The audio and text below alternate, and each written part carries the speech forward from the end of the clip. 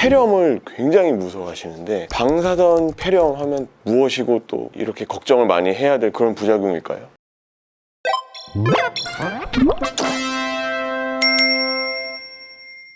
안녕하세요. 폐암학회 유튜브 채널 폐암 무엇이든 물어보세요입니다. 저는 진행을 맡은 연세한병원 방사선종양학과 윤홍인입니다. 지난 시간에는 이제 방사선 치료가 무엇인지 어떤 효과가 있는지 이런 것들을 알아봤는데 환자분들이 또 엄청 궁금해하시는 부작용과 치료 중에 혹은 치료 후에 어떻게 관리를 해야 되는지 생활 습관에 관련된 내용을 좀 준비를 했고요. 오늘은 인천성모병원 방사선종양학과 곽유강 교수님을 모셨습니다. 인사해 주시죠. 네, 안녕하세요. 인천성모병원 방사선종양학과 곽유강입니다. 만나서 반갑습니다. 방사선 치료도 다른 치료와 마찬가지로 그 이후 관리가 이제 매우 중요하잖아요. 보통 방사선 치료 이후 추적 관찰은 좀 어떻게 진행을 하세요? 네, 방사선 치료는 수술과는 다르게 방사선 치료하고 나서 종양이 바로 없어지는 치료법은 아닙니다. 방사선에 노출된 종양세포는 일정 시간이 지나면서 세포 분열 과정을 통해서 사멸하기 때문에 방사선 치료 종료 후에 일정 기간 동안 지속적인 관찰이 필요합니다. 일반적으로는 방사선 치료를 종료하고 1, 2개월 뒤에 흉부 CT를 시행해서 치료 반응을 보게 되는데 대부분의 경우 암이 완전히 없어지는 것보다는 어느 정도 감소를 시키고 활동을 없애서 그 효과를 유지시켜주는 것이 중요합니다. 이렇게 많이 줄어들고 세포 자체가 활동을 잃어버리면 그 뒤에는 추가 치료를 하지 않아도 그 상태가 지속되는 경우가 많습니다. 그래서 치료 종료 후에도 정기적으로 흉부 엑스레이, 흉부 CT, 펫CT 등의 검사를 시행해서 종양의 감소와 변화, 재발 여부와 동시에 방사선 폐렴 등의 부작용에 대한 추적 관찰을 하게 됩니다. 그래서 치료 효과도 중요하지만 부작용 관리, 환자분들이 엄청 관심이 많으시잖아요. 대표적인 게 치료 중에는 식도염 같은 게 있겠고 치료 후에는 방사선 폐렴 이런 것들이 있는데 이 식도염 언제 생기고 어떻게 관리를 하는 게 좋을까요? 식도는 양측 폐 사이에 위치하고 또 종격동 림프절과 접해 있기 때문에 일반적인 폐암 방사선 치료 범위에 식도가 들어갈 수밖에 없습니다. 방사선 식도염은 방사선에 의해서 식도 점막이 헐어서 염증이 생기는 것인데요. 대부분 치료 시작 2주 뒤에 발생하기 시작해서 치료 종료하고도 2, 3주 정도까지 지속될 수가 있고 방사선 치료 범위 또 횟수, 환자 상태 등에 따라서 증상의 정도가 다양하게 나타납니다. 식도염 증상은 대표적으로 연하곤란, 삼킬 때 뭐가 걸리는 느낌 또는 연하통, 삼킬 때 통증을 느끼는 증상이 생길 수가 있고 이로 인해서 식사가 불편해지고 먹는 양이 줄어들 수 있습니다. 이런 증상이 발생했을 때는 방사선종양학과 의사에게 증상을 이야기하시고 정도에 따라서 약을 복용하면서 치료를 유지하는 것이 좋겠습니다. 씹고 삼키기 쉬운 촉촉하고 부드러운 음식을 섭취하시는 게 좋습니다. 깨끗한 물을 자주 마시고 입안을 헹궈서 입안 자체를 촉촉하게 해주면 식사하시는데 조금 더 수월해질 수가 있습니다. 그럼에도 불구하고 식사가 어려울 때는 음료로 제작된 식품 대체제를 처방받아서 식사를 하시거나 아니면 담당 의사와 상의해서 경피위관을 사용하는 경우도 드물게는 있습니다. 방사선 치료가 종료되고 이런 식도염이 2주에서 4주 사이에 회복이 되면 거의 다 편해지기 때문에 이러한 조치들에 대해서 너무 두려워하지는 않으셔도 되겠습니다. 이렇게 관리하면 충분히 고통받지 않고 잘 해결할 수 있을 것 같고요. 이제 폐암 환자분들은 사실 식도염보다는 폐렴을 굉장히 무서워하시는데 방사선 폐렴 하면 더 무서워하시는 것 같더라고요. 방사선 폐렴 무엇이고 또 이렇게 걱정을 많이 해야 될 그런 부작용일까요? 방사선 폐렴은 아무래도 폐에 방사선을 받았기 때문에 불가피하게 생길 수밖에 없는 현상이라고도 볼 수 있습니다. 방사선 폐렴은 치료 종료 후부터 6개월까지의 기간에 발생하는 경우가 많고 대표적인 증상은 마른 기침과 호흡곤란입니다. 세균성 폐렴, 우리가 진짜 무서워하는 그 폐렴과는 다르게 고열이나 가래는 없는 경우가 많아서 기침이나 호흡곤란이 방사선 치료 받고 발생하고 지속이 되면 방사선 폐렴 가능성을 생각하셔야 됩니다.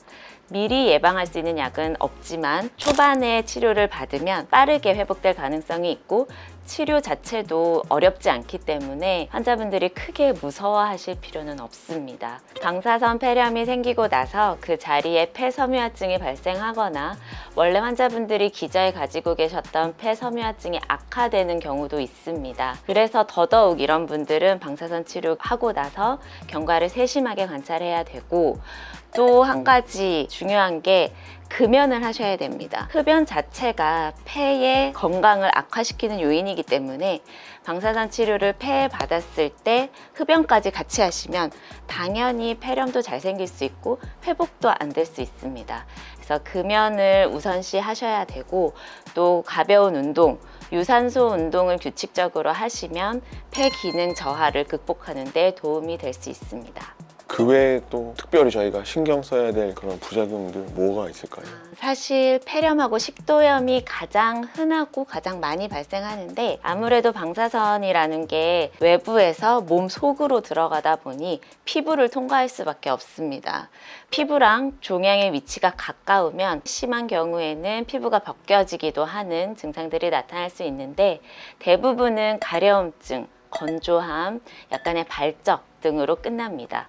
특히 목 쪽에 림프절의 방사선 치료를 받으시는 분들은 목이 피부가 얇기 때문에 피부염 증상이 심하게 나타날 수도 있습니다. 이를 예방하기 위해서 치료 범위에 따라서 미리 보습제를 처방하기도 하고, 또 혹시라도 피부염이 심하게 생긴 경우에는 연고를 처방해서 최소한으로 유지시키면서 치료를 종결하게 됩니다. 보통은 치료가 끝나고 나서 한 달 정도 있으면 피부 회복은 거의 다 된다고 생각하시면 됩니다. 로션 네. 제품 워낙 많고 뭐가 좋냐 이런 질문 많이 받는데 혹시 뭐 추천하실 만한 거? 추천할 만한 로션보다는 보습을 잘 해준다는 목적으로 로션을 쓰는 거라서 고보습, 고수분 제품을 쓰시면 좋고, 거기에다가 피부 재생에 관련된 인자들이 들어가 있는 제품을 쓰면 조금 더 낫지 않을까 생각이 듭니다. 옷은 어떤 식으로 입는 게 피부염을 좀 덜 발생하는 데 도움이 된다든지 뭐 이런 팁 같은 거 좀 있을까요? 네. 대부분 피부가 약해지고 예민해지고 가려워지기 때문에 헐렁헐렁해서 통풍이 잘 되고 부드러운 면 소재의 옷을 입는 게 좋습니다. 또 이렇게 피부염이 생겼을 때에는 사우나나 마사지처럼 피부에 자극을 주는 것은 피하는 것이 좋습니다.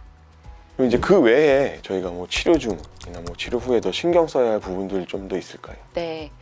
방사선은 일반적으로 20회에서 30회 정도의 횟수로 진행이 되기 때문에 몸의 기준이 되는 점이나 선을 그려놓는 경우가 많고, 거의 한 달에서 한 달 반 정도 치료 기간 동안에 유지가 돼야 됩니다. 그래서 이 선이 지워지지 않도록 하는 것이 좋고, 만약에 샤워 등으로 인해서 흐려졌을 경우에는 집에서 임의로 그리지 마시고 치료하는 담당 분들에게 말씀하셔서 조치를 받으시는 것이 좋겠습니다. 근데 이게 막 6주 치료 막 이렇게 하게 되면은 이걸 안 씻을 수가 없잖아요. 그쵸.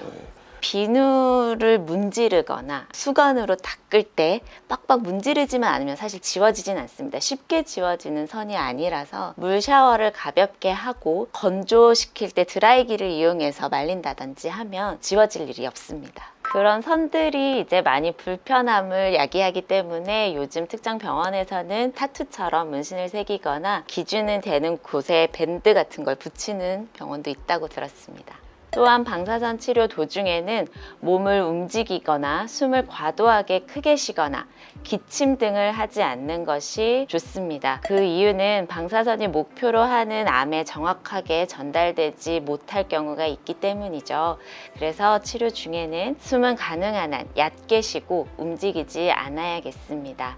다만 피치 못할 경우에 어디가 너무 가렵거나 기침이 너무 나올 것 같다, 그러면은 손을 들거나 밖에 계시는 방사선 치료사 분들이랑 약속한 동작을 보여주시면 방사선 치료는 잠시 정지하고 문제 해결 뒤에 다시 치료를 할 수 있으니까 그 점도 잘 알고 계시면 도움이 되실 것 같아요. 예, 오늘 부작용에 대한 많은 것들 알아봤는데 상세한 설명 너무 감사드리고요. 다음 시간에는 방사선 치료에 대한 궁금한 것들 더 많이 해결해 드릴 수 있도록 준비 잘해서 뵙도록 하겠습니다. 오늘 영상이 도움되셨다면 폐암학회 유튜브 채널 구독, 좋아요, 알림 설정 해주시길 부탁드립니다.